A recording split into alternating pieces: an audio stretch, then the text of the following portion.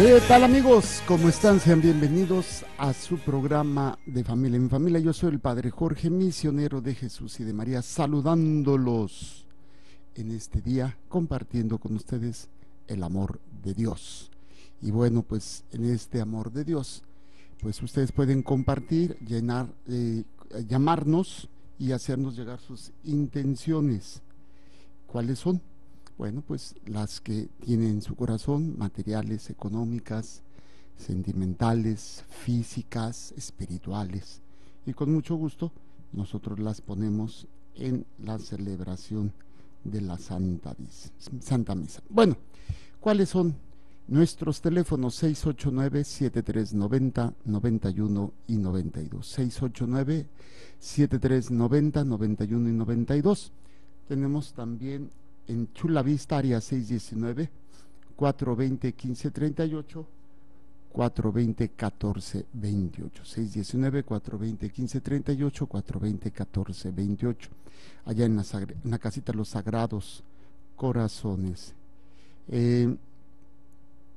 Y bueno, pues tenemos también en Denver, área 720-229-5642, 720-229-5642.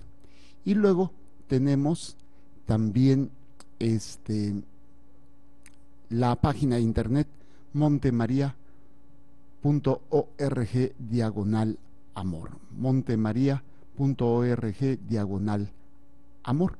Ahí ustedes pueden hacernos también sus pueden vernos y pueden ya hacernos llegar sus intenciones, claro que sí.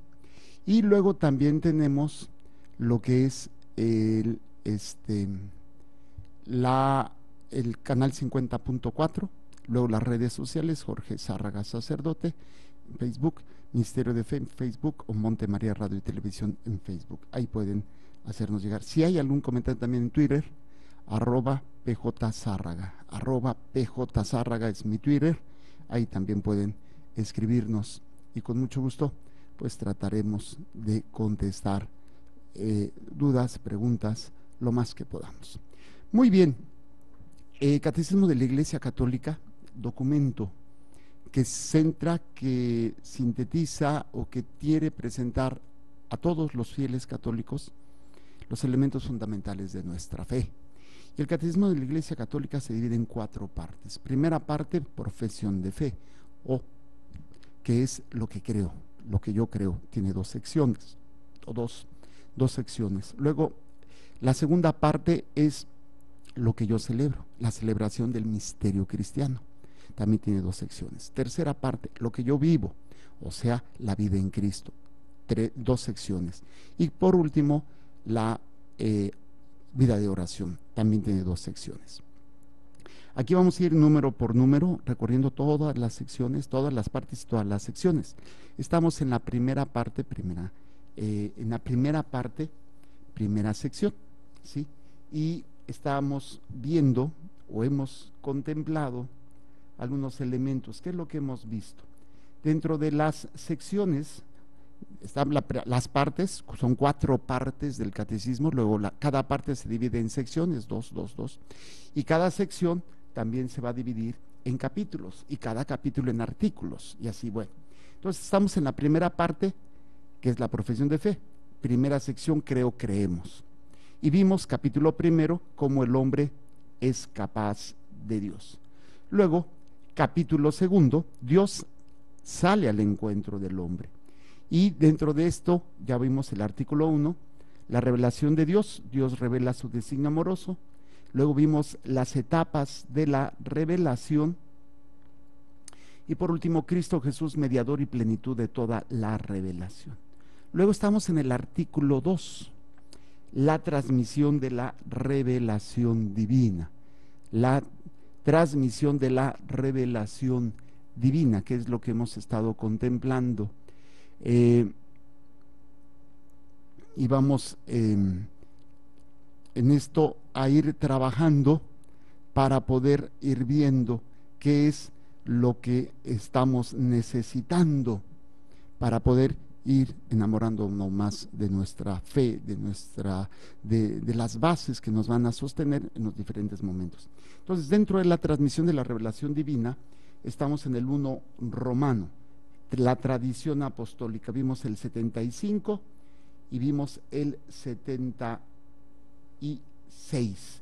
En el 75 vimos un poquito sobre la predicación apostólica y vimos también en el 76 cómo se da esa transmisión del evangelio por dos formas. Hablábamos del método oral, que es la tradición de la iglesia, y el método escrito, que es la Sagrada Escritura. Entonces, la revelación se presenta de dos formas.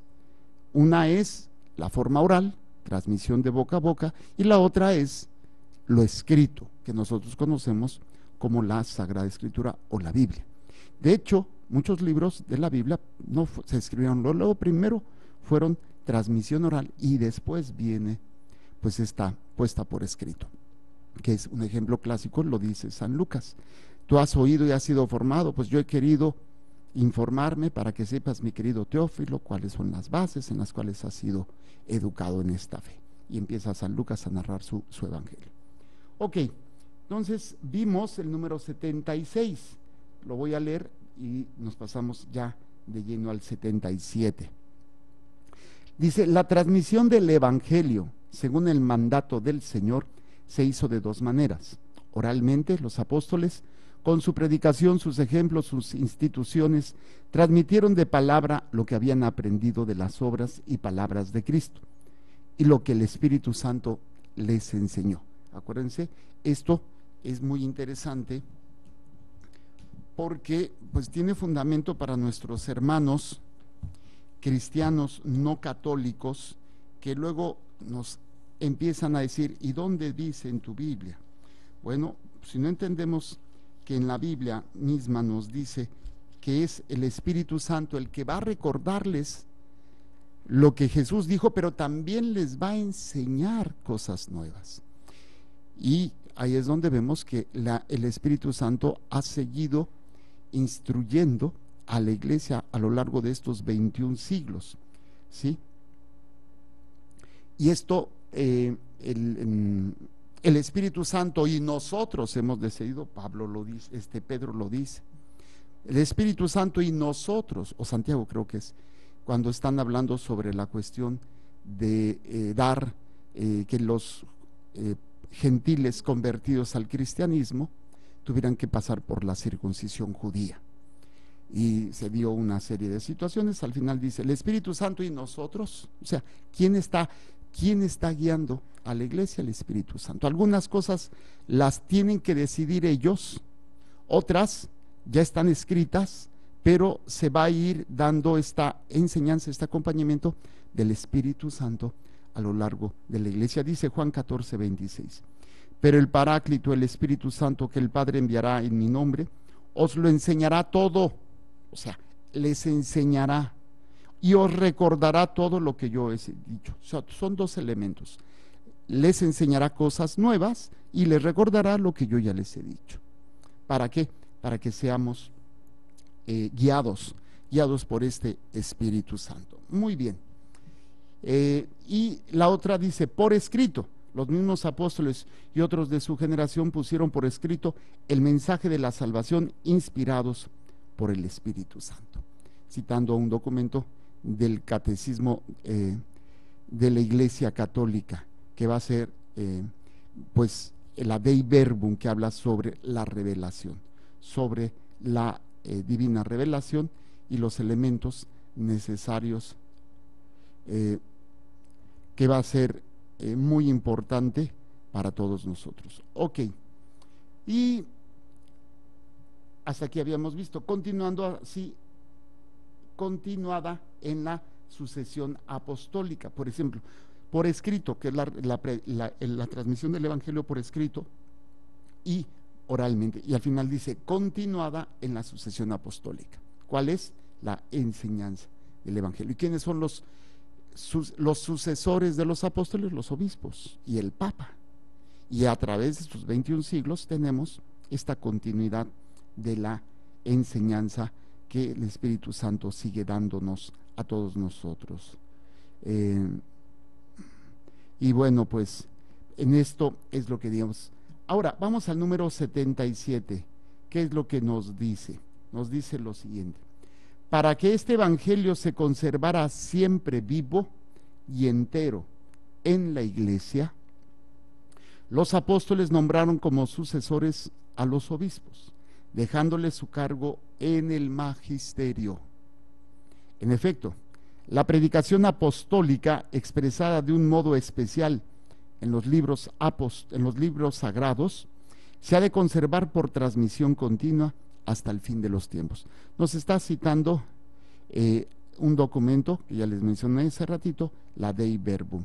Lo pueden buscar en el Concilio Vaticano II, los documentos del Concilio Vaticano II, es la Dei Verbum, se abrevia DB, y es las primeras letras con las que empiezan los documentos oficiales de la Iglesia, es con el nombre que se le da al documento, y así empieza este documento, Dei Verbum, por eso se le llama Dei Verbum y es en latín. Entonces, esto que estoy leyendo del número 77 está tomado de este documento, que es la enseñanza de la Iglesia.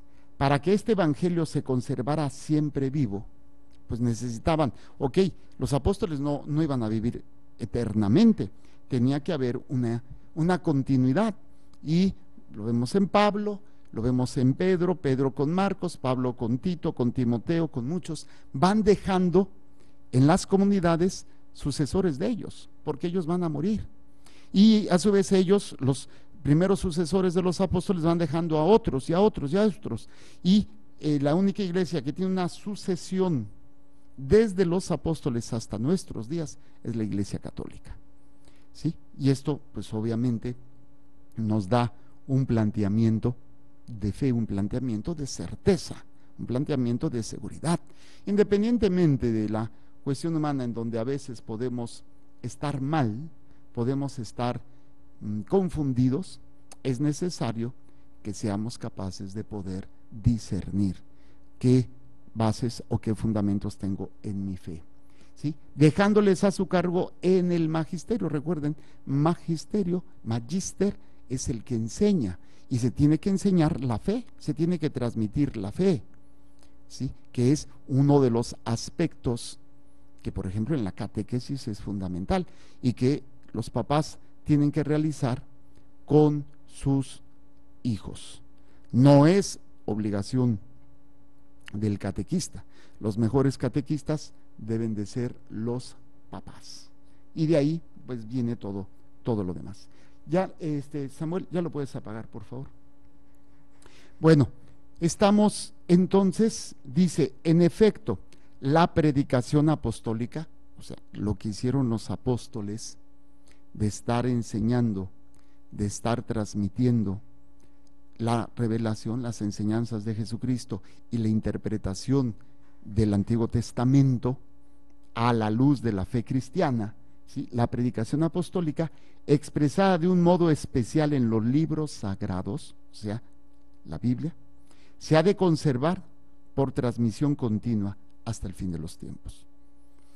Esta tarea de conservar, ¿sí? Y de transmitir, de interpretar, de enseñar todo lo que es la revelación, la oral y la escrita, o sea, la tradición oral y la escrita, que es la Biblia, pues tiene que haber, el programa pasado les hablaba de esto, tiene que haber un grupo o una situación o algo que cuide que este depósito no se cambie. Es un depósito de fe, donde el Señor se lo ha confiado a los apóstoles, a Pedro y a los apóstoles, y no podemos, o no se podía permitir que llegara alguien y lo cambiara, porque sabemos ahora esta película que salió de la infancia de Jesús, pues es una novela, y la señora que lo escribió también escribe libros de vampirismo. Entonces, pues, para que no se dejen así como que, ay, esto fue lo que pasó, como novela, pues es una novela y tiene sus cosas fantásticas. Pero en los tiempos de los apóstoles hubo quienes se jactaban de haber también escrito lo que sucedió. Y pues el conjunto de la iglesia, los apóstoles y los sucesores de los apóstoles se fueron dando cuenta que no concordaban con las enseñanzas, entonces no los aceptaron como revelados, como inspirados por Dios. Y es ahí en donde hablamos, por ejemplo, evangelios apócrifos, sin H, apócrifos. ¿Qué quiere decir? Que no son auténticos, inspirados por Dios. Los apócrifos, tenemos el de Santo Tomás, tenemos el de uno incluso de María Magdalena, tenemos el Evangelio de Pedro. Bueno, hay varios libros apócrifos que no son inspirados por Dios. Y esto, pues, ¿quién lo decide? La iglesia. Porque recuerden, el Espíritu Santo guiará, enseñará y recordará las enseñanzas de Jesucristo. Y ahí es donde vemos estos elementos de fe, estos elementos que van a ser muy importantes para transmitir para todos nosotros, y poder confesar, poder vivir esta vida de fe, esta vida de gracia, esta vida, transmitirla a los demás. Pero para poderla transmitir sin alteraciones y no nos metan cachirules, como en el caso de los apócrifos, o interpretaciones, no es que aquí dice, no, pues que el ojo es ocasión de pecado, hay que arrancárselo. De ahí quienes literalmente lo hacían y pues no se refiere a eso. Hay que tener alguien que nos ayude en la interpretación por muchas circunstancias. Primero, la palabra de Dios está escrita en un idioma que no es conocido por todo el mundo. Segundo, han pasado 21 siglos desde que se escribió y pues la manera de pensar, de sentir de aquel tiempo es muy diferente a la de nuestro tiempo, y pues tenemos que tener quien nos ayude a entender a qué se referían y cómo se aplicaría a nuestra vida diaria. También el hecho de las bases fundamentales de lo que creemos para no desviarse. Y ahí, bueno, toda esta tarea de cuidar este depósito y de que se transmita íntegramente, sin alteraciones, y que se enseñe correctamente, hay unos encargados de esta tarea. Y es el magisterio, el magíster, la iglesia que enseña. Pero ¿quién es o quiénes forman parte del magisterio? El Papa y los obispos, apoyados por los teólogos, biblistas y todos ellos, que con el estudio y guiados por el Espíritu Santo van discerniendo los elementos que van a formar parte del depósito de la fe. Y la iglesia, el obispo y los papas no están por arriba de la revelación, o sea, no tienen autoridad para hacer de ella lo que quieran, no pueden, y si lo hacen, pues no estamos obligados a seguir, no estamos obligados. Esto es fundamental. Por eso es necesario que nosotros sepamos que lo que se está enseñando, se está compartiendo ustedes, pues está respaldado por el magisterio de la iglesia. El magisterio, que repito, nunca puede estar la revelación al servicio del magisterio. Es el magisterio al servicio de la revelación. Así es como funciona. Y esto pues nos permite esta transmisión, como dice en el número 77, hasta el fin de los tiempos. Aquí hay que entender a qué se refiere. ¿Será el fin del mundo? Probablemente. Sí, hasta que se termine esta necesidad de estar transmitiendo estas verdades de fe y ya no haya necesidad. Puede ser que sea hasta que se acabe estos tiempos, y aquí entraríamos en una polémica, porque hay quienes hablan del fin de los tiempos y hay quien habla del fin del tiempo, o sea, el fin del mundo. Y el fin de los tiempos es el tiempo, según algunas revelaciones privadas, de lo que va a ser el proceso de purificación, la manifestación del anticristo, la persecución y todos estos elementos, la gran señal en el cielo, hasta que después venga un periodo de los reinados de los sagrados corazones. Cuando empieza este periodo, se acabó el fin de los tiempos y empieza un tiempo nuevo. Cielos nuevos, tierra nueva, ¿dónde iremos a vivir? ¿sí? Cielos nuevos y tierras nuevas donde iremos a vivir. Hasta ahí se va a seguir transmitiendo en forma íntegra, con ese cuidado, la revelación de Dios hacia la humanidad. Ya después, según las revelaciones privadas, no habrá necesidad de estarlo transmitiendo porque todos estarán conscientes de la palabra de Dios, de la necesidad de Dios. Y bueno, va a ser es la nueva Jerusalén, ¿sí? Donde la redención se hará ya plena, porque la redención es vencer y destruir lo que es el pecado y la muerte. Y muchos piensan, o algunas personas piensan, que no hay que esperarse hasta el fin del mundo para haber vencido la muerte, sino que tiene que haber un tiempo en donde la redención se viva aquí plenamente, aunque se vive ya después de muertos, porque sabemos la resurrección de la carne, el juicio final, lo que son las postrimerías. Pero hay unos hacen esta reflexión de que no, va a haber un tiempo en donde se va a dar esta situación. Esto no es parte del magisterio, es unas cuestiones de las revelaciones privadas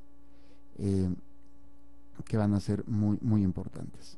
Ok, ese aquí sería el número 77 del Catecismo de la Iglesia Católica.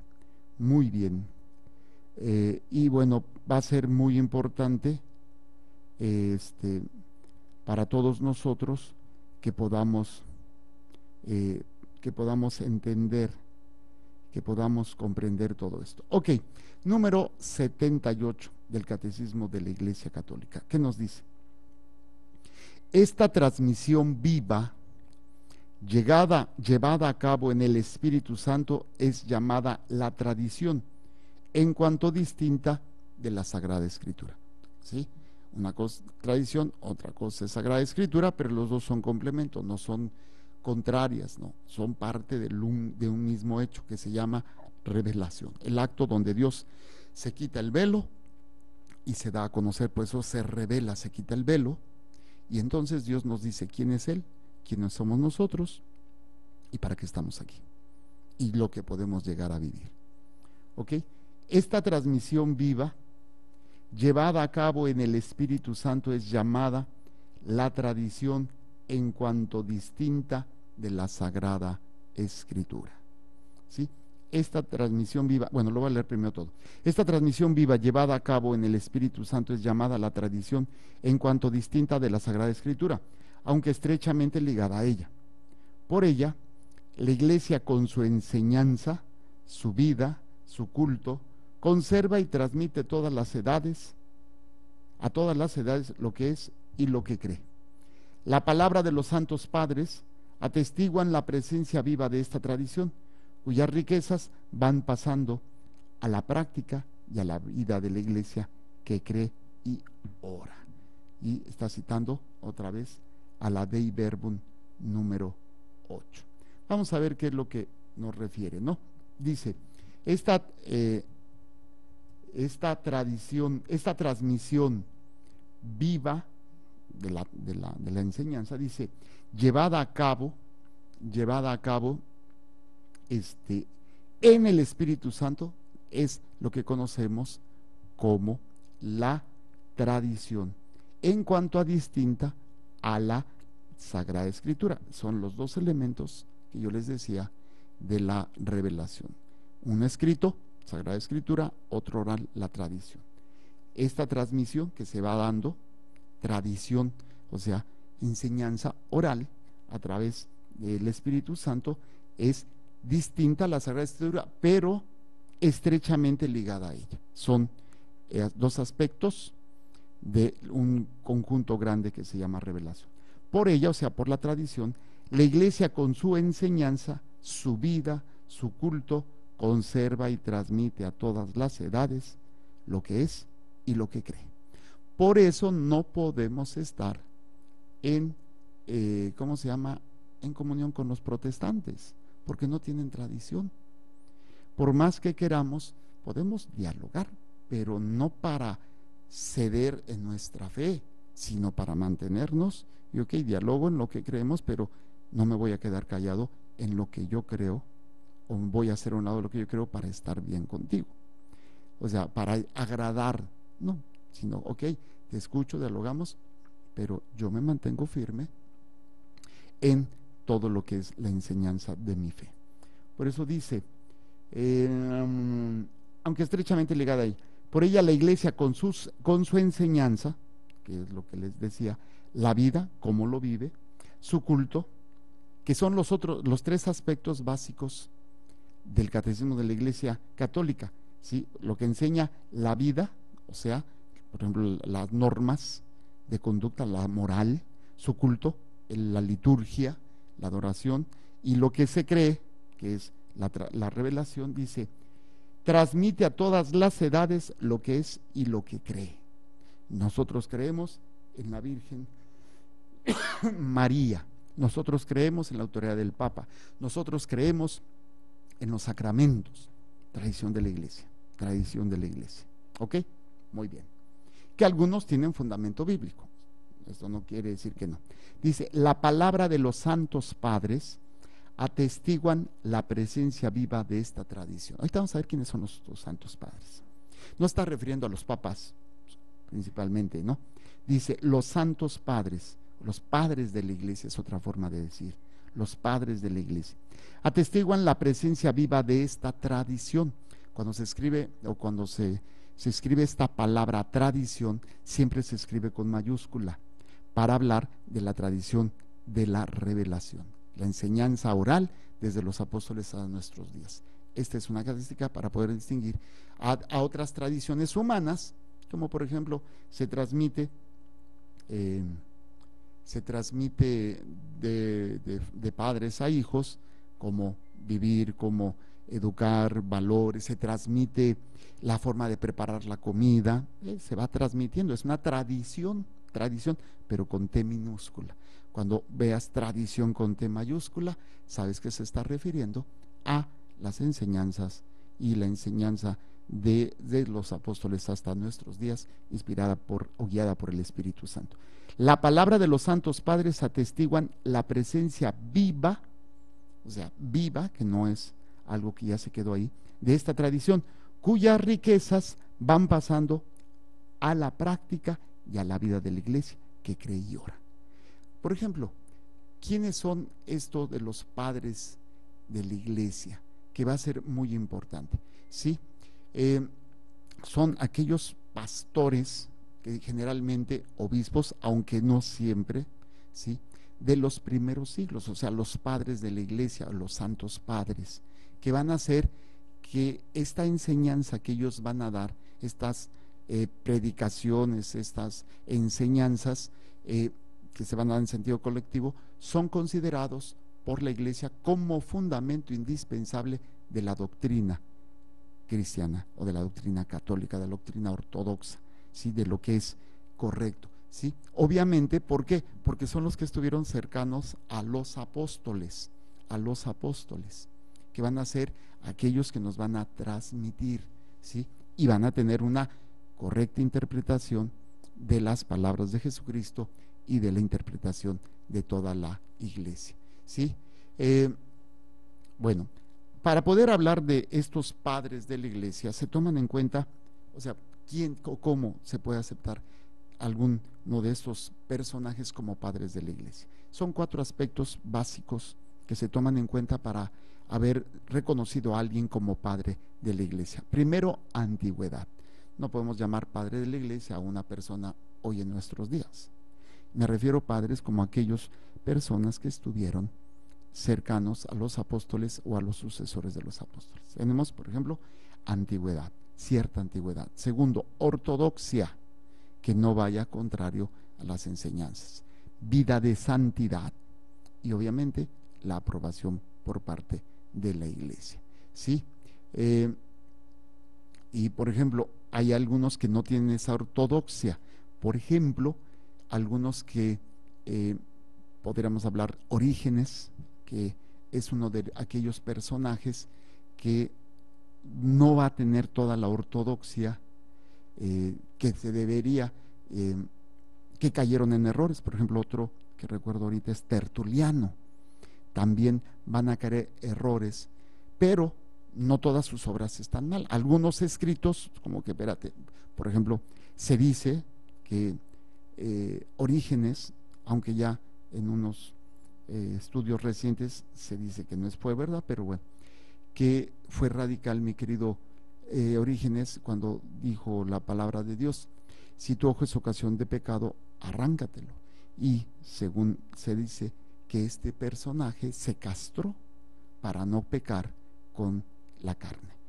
Obviamente la iglesia no acepta la amputación por estas razones, ¿no? No hay que tomar literalmente ese aspecto, y ya la iglesia explica a qué se refiere. Pero bueno, entonces tiene que haber ortodoxia. Y bueno, allá por el siglo V, finales del siglo V, el Papa Gelasio, uno de los papas, va a hacer una lista de personajes aprobados de obras de los santos padres que son aceptadas por la iglesia. Y así se va a ir dando. Ahora, dentro de estos 4 aspectos, que es antigüedad, ortodoxia, santidad y aprobación por la iglesia, se van a dar 2 grupos grandes de padres de la iglesia. Tenemos el grupo de los padres latinos, ¿sí? Y que se ha dejado incluso sus nombres en latín, y los padres griegos. Acuérdense que después pues va a estar esta división, pero quiere decir que manejaban el latino, manejaban el griego, ¿sí? Va a ser muy, muy interesante. Ahora, esto se refiere también a la situación geográfica. Los griegos procedentes del este o del oriente, y los latinos procedentes del occidente, ¿sí? O del oeste, de la región de la iglesia de aquel tiempo conocida, ¿sí? Obviamente va a ser uno de los aspectos interesantes cuando se dejan de considerar padres de la iglesia, allá por el siglo VII. El último de los padres de la iglesia que van a ser por parte de los latinos es San Isidoro de Sevilla, allá por el siglo sexto, séptimo, y de los padres griegos va a ser San Juan Damasceno, allá también por los siglos, este es un poquito más, siglo VII, siglo VIII después de Cristo. Ahí es cuando ya después va a terminarse, sí. Y ya en el siglo IV de nuestra era ya era común hablar y dar este título de los padres de la iglesia, los padres de la iglesia, ¿sí? Va a ser muy, muy importante. Incluso aquí citando, déjenme leerlo, buscarlo, aquí San Basilio dice: lo que nosotros enseñamos no es el resultado de nuestras reflexiones personales, sino lo que hemos aprendido de los padres de la iglesia, ¿sí? Ya San Basilio lo va a referir con este término, ¿sí? Ahora, a lo mejor ustedes han oído este término, patrística, la patrística y la patrología. Son 2 aspectos de los padres de la iglesia que se utiliza para estudiar.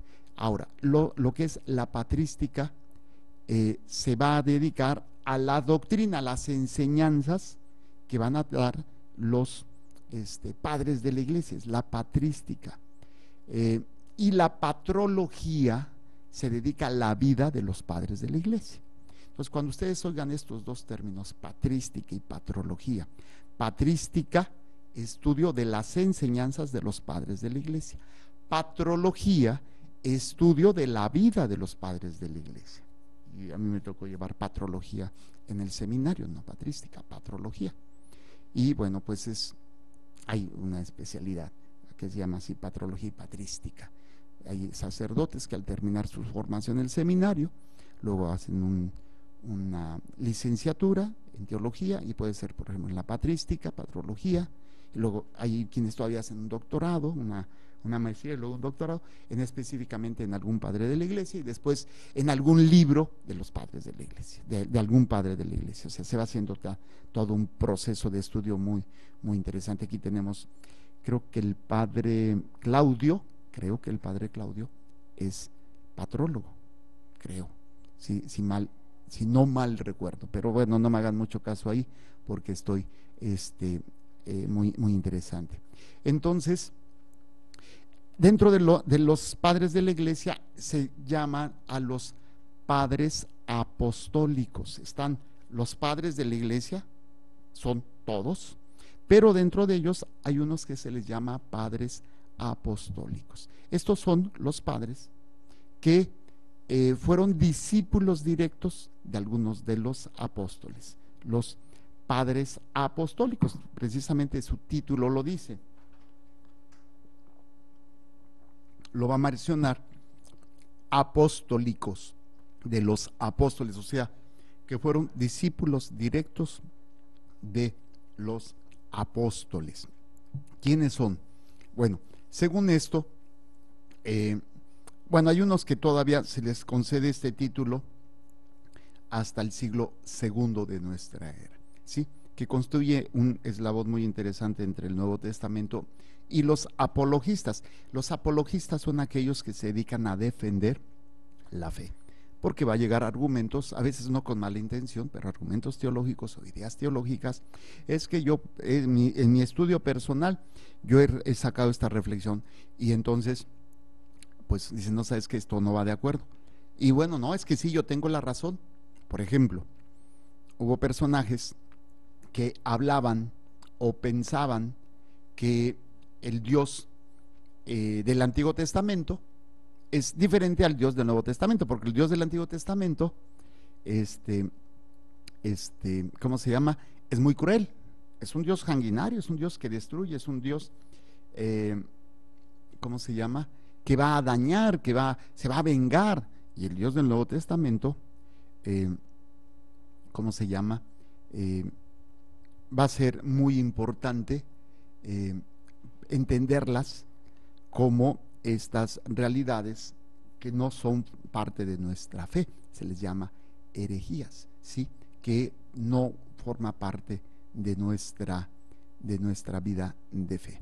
Entonces tenemos personajes que a lo largo de la historia van a estar diciendo, haciendo sus reflexiones que no son parte de la revelación, ¿sí? Y entonces, cuando encontramos estas reflexiones que no son parte de la tradición y que quieren ponerlas como que no van a ser forma parte de la revelación, pues dice la iglesia, esto no está bien, ¿sí? Y ahí es donde va a caer en una separación a veces dentro de la iglesia, ¿sí? La herejía es cuando tú niegas una verdad revelada, ¿sí? Cuando tú no aceptas una verdad que ha de creerse con fe, que es revelación, no es invención de la iglesia, sino que es revelación divina, ¿sí? Y ahí es donde podemos encontrar que en los primeros siglos se va a dar esta situación de personajes que van a estar diciendo, no, es que es esto, es que es... Y entonces van a salir los padres apologetas o los apologistas, que van a estar dando argumentos de por qué sí, por qué sí, por qué sí, y por qué no lo que están diciendo. Entonces va a ser una situación que es entonces una herejía, algo que va en contra de la verdad revelada, de un dogma, y surge como un error en la inteligencia, en la reflexión, en el análisis que se puede hacer de un aspecto de la Sagrada Escritura o de la revelación. Por ejemplo,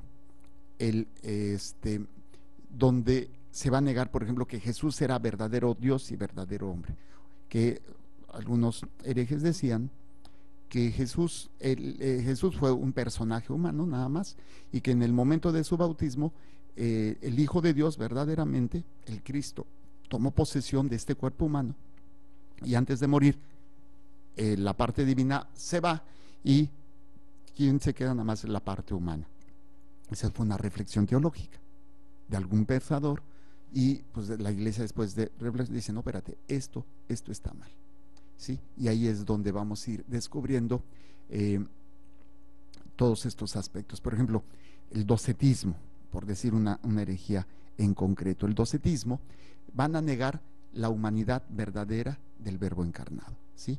Y obviamente pues esto es una aberración contra la verdad revelada, ¿sí? Donde Cristo era verdaderamente Dios y era verdaderamente hombre, ¿sí?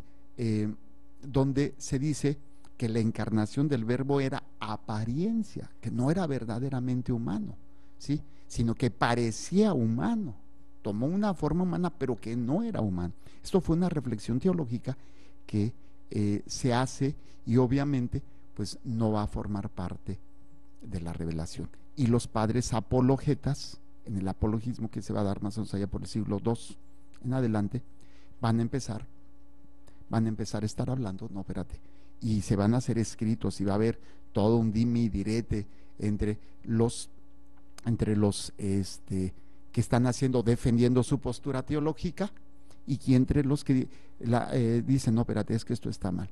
Y va a ser un dime y direte muy, muy interesante que se va a estar dando. Entonces, y a veces el nombre de la herejía viene con el que la propone. Por ejemplo, el maniqueísmo, que es otra herejía, va a ser propuesta por Maní o Manés, sí, que va a ser una otras de las herejías que se van a dar y que decían precisamente y que eran una eterna lucha entre el bien y el mal, si había una dualidad, ¿sí? Entonces, lo que yo les decía, el Dios del Antiguo Testamento es el malo y el Dios del Nuevo Testamento es el bien, y hay una lucha constante, es una dualidad, el maniqueísmo. Y bueno, pudiéramos estar hablando de muchas herejías que se fueron dando, como el arrianismo y otras a lo largo de la historia del catolicismo. Pero estábamos hablando de los padres apostólicos, que son los que van a estar en contacto directo con los apóstoles. Y se va a dar este título incluso a los siglos segundo, al siglo segundo, que va a constituir, repito, ese eslabón entre el Nuevo Testamento y los apologistas. Ya les quise explicar quiénes son los apologistas del segundo siglo. Y ahí es precisamente, por ejemplo, ¿cuáles serían algunos de los padres apostólicos? San Policarpo, San Ignacio de Antioquía, por mencionar unos.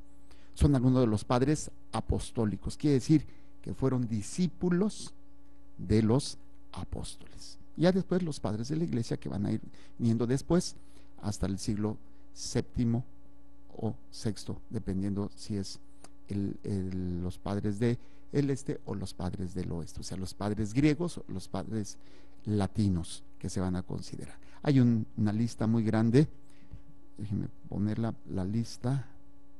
Por ejemplo, les voy a mencionar algunos padres latinos: San Ambrosio, San Agustín, ¿lo conocen? San Benito, padre del monaquismo, San Cesario, San Juan Casiano, San Celestino, San Cornelio, San Cipriano, San Damaso I, San Dionisio, San Edonio, San Euquerio, San Fulgencio, San Gregorio de Elvira, San Gregorio Magno, San Hilario, San Inocente, San Ireneo, San Isidoro, San Jerónimo. ¿Se acuerdan de quiénes estamos hablando ahí? Del traductor de la Biblia, San Jerónimo. Luego Lactancio Firmanius, San León Magnos, Mario Mercator, Mario Victorinus Minus, Félix Novaciano, San Optatus, Orígenes, San Paciano, San Pamfilio, San Paulino, San Pedro Crisólogo, San Fobadio, San Próspero, San Rufino, Salvián, San Ciricio, Tertuliano y San Vicente de Urnis. Y de los padres griegos, San Atanasio Sinaíta, San Andrés de Creta, Afrates, San Arquelao, San Atanasio, Atenágora, San Basilio Magno, San Cesario de Nacianceno. Luego tenemos San Clemente de Alejandría, San Clemente I, San Cirilo, obispo de Jerusalén, San Cirilo, patriarca de Alejandría, Didymus, el ciego, Diodoro, Dionisio, el pseudo Aeropagita, San Dionisio el Grande, San Epifanio, Eusebio, San Eustaquio, San Firmiliano, Genadio I, San Germano, San Gregorio de Nacianceno, San Gregorio de Niza, San Gregorio Taumaturgo, Hermas, pastor de Hermas, San Hipólito, San Ignacio de Antioquía, San Isidoro de Pelusium, San Juan Crisóstomo, San Juan Ciclimaco, San Juan Damasceno, San Julio. Bueno, son los padres de la iglesia. Entonces, cuando oigan ustedes este término, ya sabemos a quiénes se refieren. ¿Ok? Muy bien, aquí le vamos a dejar, se nos ha acabado el tiempo, pero no las ganas, pero sí el tiempo. Entonces nos quedamos en el número 78 del Catecismo de la Iglesia Católica. Número 78 del Catecismo de la Iglesia Católica. Que el Señor les bendiga y les proteja, haga resplandecer su rostro sobre ustedes y les conceda su favor. Que el Señor les mire con benevolencia y les conceda la paz. Amén. Jesús, que tu sangre pura y sana circule en estos cuerpos enfermos, y que tu cuerpo puro y sano transforme estos cuerpos débiles, y que una vida sana y vigorosa palpite dentro de ellos. Amén. Tenemos participaciones interesantes.